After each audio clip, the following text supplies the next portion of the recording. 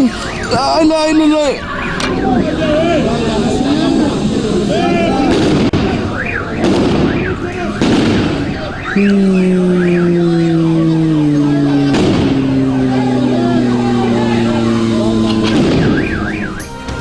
क्वेटा में दहशतगर्दों की बुज़दिलाना कार्रवाई। पहले बलोचिस्तान बार के सदर बिलाल अनवर कासी की टारगेट किलिंग, फिर उनकी मैयत के लिए अस्पताल पहुंचने वाले गमजदा वुकला को निशाना बनाया। सिविल अस्पताल में खुदकुश हमले में 63 अफराद जाँ बहक, 40 से जायद जख्मी। 8 अगस्त 2016 क्वेटा का एक आम सा दिन था, मगर एक लम्हे ने पूरी कौम को हिलाकर रख दिया जब एक खुदकुश हमलावर ने सिविल अस्पताल के इमरजेंसी वार्ड को निशाना बनाया, जहां वकला की एक बड़ी तादाद अपने मकतूल सदर की मैयत लेने आई हुई थी। इस वहशियाना हमले में 56 वकला समेत 72 इंसानी जानों का चिराग बुझ गया और 100 लोग इस हमले में जायद जख्मी हुए। इस हमले का निशाना वकला की जमात थी, जो अपने साथी वकील बिलाल अनवर कासी की मौत पर एहतजाज करने और उनकी मैयत लेने अस्पताल पहुंची थी।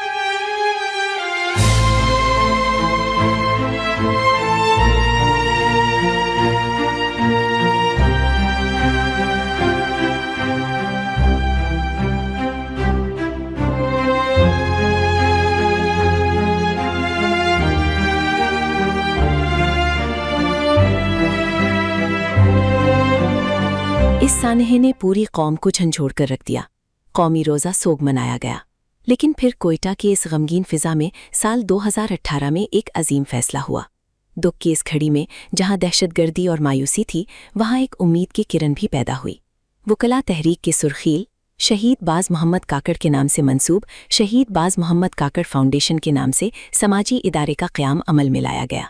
शहीद के लवाहिकीन और उनके साथियों ने अज़्म किया कि वो इस कुर्बानी को रायगा नहीं जाने देंगे और ये अहद किया कि वो अपने शहीद साथियों के मिशन को आगे बढ़ाएंगे, जिनका मिशन इंसाफ और इल्म का फ़रोग़ था। हम तकरीबन हर तालीमी इदारे में गए, वहाँ पे लाइब्रेरी का लफ्ज़ करते अल्हम्दुलिल्लाह अब हमारे अलावा शहर में बाकी लोगों ने भी लाइब्रेरी की तरफ आवाज़ें उठाने शुरू कर दिया। कुछ लोगों ने बना दिया, जो कि हम लोगों ने मैंने बज़ाते खुद अपने हाथ से उसका इफ्तिताह किया हुआ है। एक वक्त था कि लाइब्रेरी का कोई नाम नहीं था PHDP में, फिर हम लोगों ने अवेयरनेस सूबे में करके लोगों को अवे करके लोगों को जगा के तो गवर्नमेंट तक की बातें पहुंच गई। अब हर PHDP में माशाल्लाह गवर्नमेंट हर साल से अगले साल ज़्यादा लाइब्रेरियों के लिए अपने फंड रखते हैं।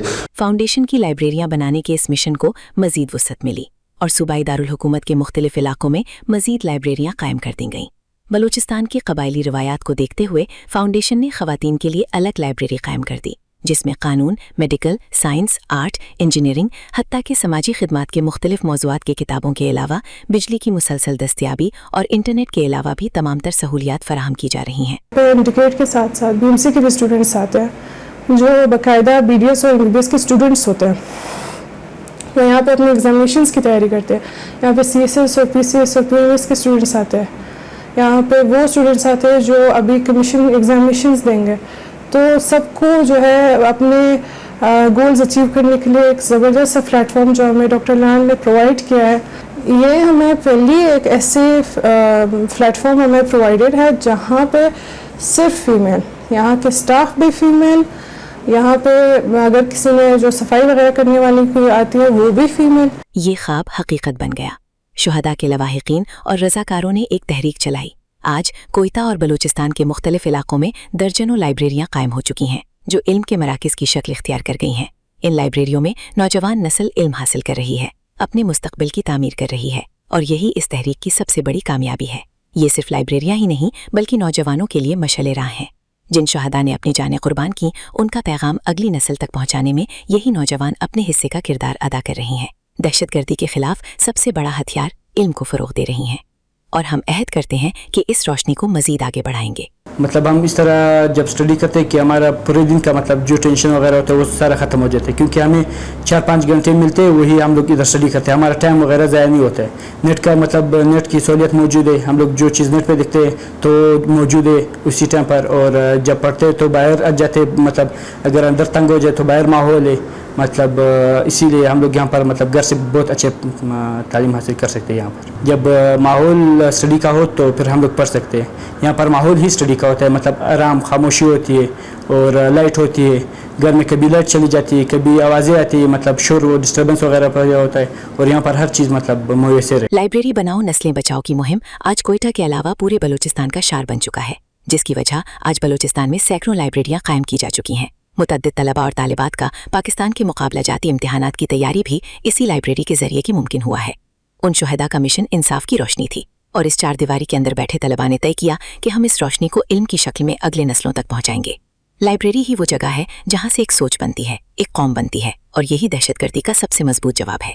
आज ये लाइब्रेरियां सिर्फ किताबों के जखीरे नहीं बल्कि शुहदा की जिंदा यादगार हैं, एक ऐसा मरकज जहां से नफरत और तशद्दुद के खिलाफ इल्म का चराग रोशन है।